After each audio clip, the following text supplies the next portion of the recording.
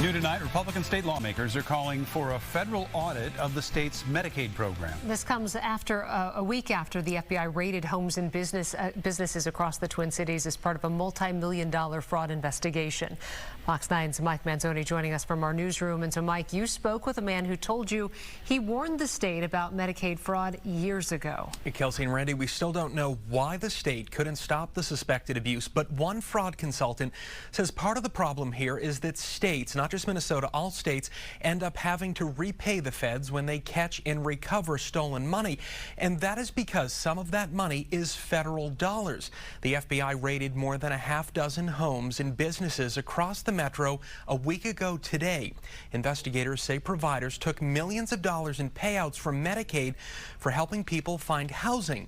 But they say those providers never actually helped anyone. The program shelled out more than $300 million in payments over the last 5 years.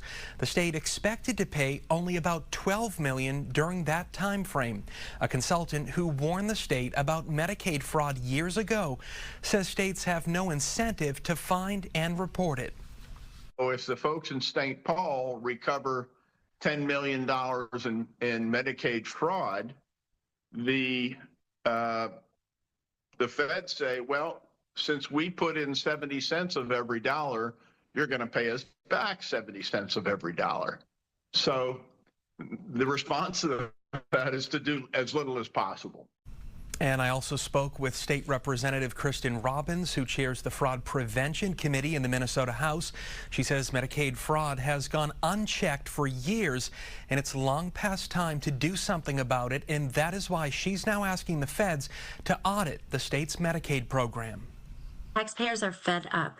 Citizens who need services are fed up. We need to get our federal partners in here to conduct a full audit, and we need to hold people accountable. That's been the missing piece.